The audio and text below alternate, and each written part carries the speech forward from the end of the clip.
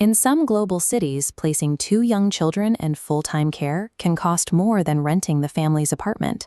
New York parents can face a childcare bill above $5,000 a month.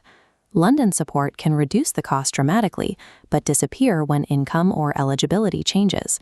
Toronto may offer fees near $22 a day, yet finding an available place can be the real problem. The calculation today is whether working after having children still makes financial sense. Housing is normally described as a family's largest monthly expense. For parents with young children, that statement is often false. This chart shows how the traditional household budget flips. Full-time infant care and preschool can equal the rent, exceed the mortgage, or consume most of one parent's take-home pay.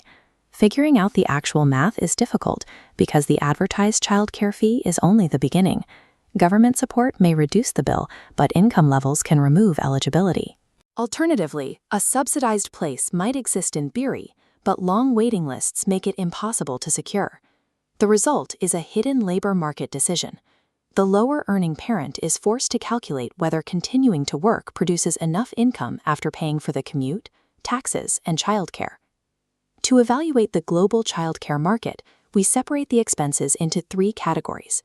First is the gross cost, the provider's full fee before any government subsidy, tax benefit, or income-based support. Next is the net cost. This is the household's remaining fee, the actual out-of-pocket reality after applying all support and eligibility rules. Finally, there is the availability cost. This is the financial penalty incurred when a low-cost public place exists on paper, but cannot be obtained, forcing a family into expensive private alternatives. New York combines high housing costs with some of the highest private childcare fees in the United States. In outer boroughs, a family pays approximately $3,500 to $5,500 a month for a two-bedroom apartment. However, full-time care for an infant and a preschooler produces a gross bill around $4,000 to $6,500, frequently exceeding the rent. New York's support systems are fragmented. High-earning professionals are often ineligible for aid, leaving them fully exposed to market prices. London also has high private childcare fees, but the net cost hinges on the UK's system of funded hours for eligible working parents. This model illustrates the eligibility cliff. Families earning just inside the strict threshold receive massive financial relief, slashing their net cost. But households earning slightly more lose all funded hours. Their childcare cost jumps back above $3,600 a month, again exceeding their rent. The British system creates one of the most significant gaps between a theoretical gross cost and the actual net reality a family pays. Sydney has a high initial gross cost, reaching $6,000 to $8,000 monthly for two children using full-time care. The Australian childcare subsidy recalculates these costs based on household income and child order, reducing the gross fee for middle-income families to a fraction of the original price. Housing returns to being the larger monthly expense, despite potential extra costs for extended hours. Singapore operates a distinctly dual childcare market, where outcomes depend heavily on your status. This matrix shows the divide. Local citizens using government-supported centers benefit from fee caps, keeping net costs well below rent. Foreign families are excluded from these caps. They pay premium private center fees of $2,000 to $4,000 per month. In Singapore, the same nursery building yields completely different financial outcomes based solely on a family's passport. Toronto illustrates how highly regulated, low-cost policies can create a different set of problems. Eligible places can cost around $22 a day. For two children, that is a theoretical cost of roughly $960 per month. This is the availability trap.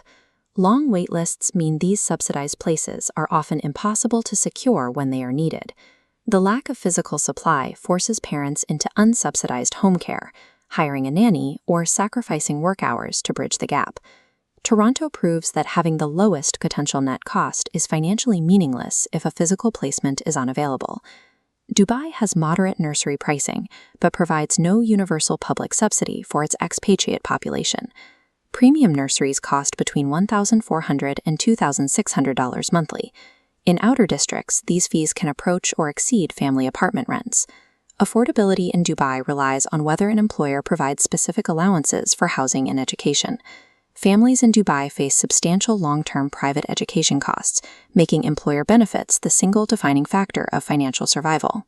These massive upfront costs force many dual-income households to carefully calculate the harsh reality of the second earner penalty.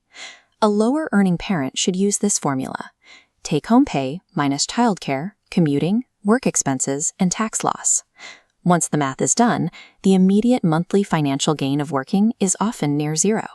However, leaving the workforce has invisible costs: lost salary progression, halted retirement contributions, and professional interruption. The second earner penalty transforms childcare from a standard monthly bill into a multi-year investment in career progression. This city map identifies the local realities: New York's raw burden, London and Sydney's complex subsidies, Singapore's citizenship divide, Toronto's waitlists, and Dubai's reliance on corporate benefits.